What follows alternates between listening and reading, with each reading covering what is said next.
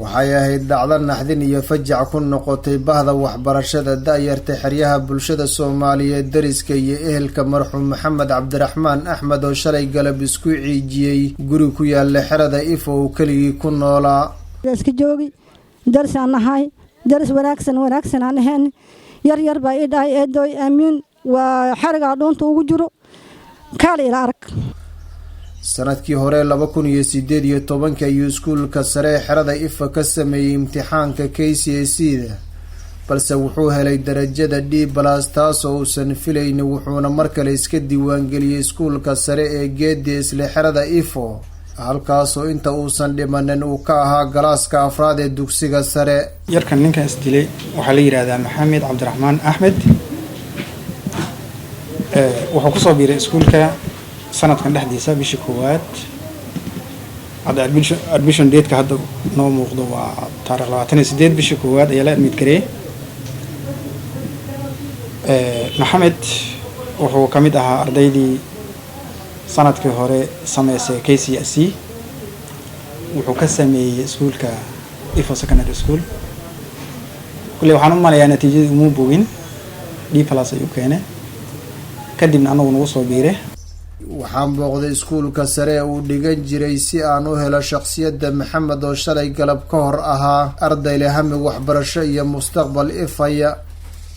Ibrahim Cabdulqaadir waa maamulaha iskuulka Geedi Secondary xerada Ifo uu dhigan jiray marxuum Maxamed kolley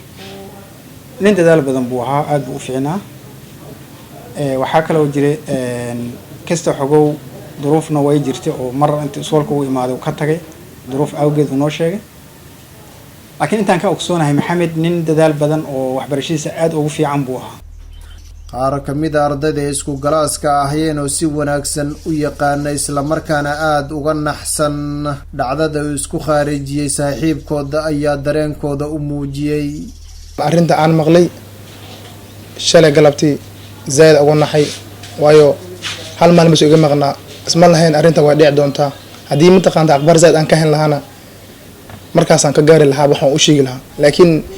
physical appearance-kiisa ismaada ahaa wax maruu muusan jiray ma jir uuna kaftay ma jirin dee uuna dhig u maqnaa shalay ahayd shalayna waxaas dheh ramadaanka unbaa jiray waxaas lahaa wuuna sanaya marna isma leen taas u dhici doontaa run ahaantii yarkaa yar fiican buu ahaa oo weli humble ah religious ah diinta aad u yaqaano mise wanaagsan buu ahaa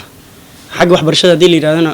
aad buu ugu fiicnaa xitaa markii waxaan nagu adkaado su-aal nagu adkaato asaan u geysan jirnay si physics oo kale mathematics inkastoo aan wadanin physics laakiin mathematics haddii la yidhaahdo kale waan u geyn jirnay uu noo soo shaqayn jiray yar fiican buu ahaa wanaaga jecel aadna u wanaagsan wuxuu ahaa arday waxbarashada ku fiican kana mid ahaa maamulka ardayda iskuulka sare ninkan wuxuu ku jiray ardayda iskuulka mas'uulka ka fasalka class monitor ayuu ahaa nin hataa ardayda aad u xishmeeyaan oo ka dambeeyaan oo hataa iskuuladii hore uu soo maray xilal fara badan buu ka qabtay Nimca Axmed Gurxan waa ehelka uu la noolaa wiilkan dhintay wiilkan nin waxbarashada jecel buu ahay ilaa iyo waqtina uu soo baranayay ayaan hore sanadkan ka horeeyay secondary-gii boondadii uu rabay uu keeni waayay marka arrintaas buu shoo ka qaaday inaga saan u malaynay ama uu noo sheegay ninkan nin aad u degan oo diinta jecel oo waxbarashada jecel oo dantiisa ma ogiyo dan kale aan ku daalin oo bini'aadanka si wacan oo la dhaqmo oo dabeecado wanaagsan buu ahaa wuxuu ahaa curadka reerkooda sida la sheegayna wuxuu niyad-jab ka qaaday natiijada hooseyse uu ka helay dugsiga sare imtixaankiisa uu sameeyay sanadii lasoo dhaafay taas oo sida la aaminsan yahay ku riday xanuun dhanka maskaxda oo markii dambe isku dilay oona aminkaana alaabti keenin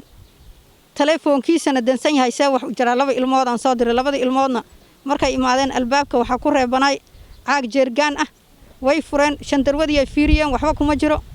gacantiisii oo soo laalaado saacad ku xiran ay arkeen markay saa u fiiriyeen waxay dhaheen qoortiisii oo soo lalmato oo xar kurka kaga jiraan aragnay arrintan ayaa hadalhaynta ugu badan ee saacadahan ka taagan xeryaha qaxootiga waxayna muujinaysaa cakirnaanta xaaladaha adag ee dhanka waxbarashada nolosha shaqo abuur la-aanta iyo duruufaha kala duwan ee ku haysta da'yarta Soomaaliyeed xeryaha qaxootiga qaybahooda kala duwan taas oo qaarkood ay bilaabeen inay isciijiyaan Maxamed Baaruud Xuseen warbaahinta Star Dadaab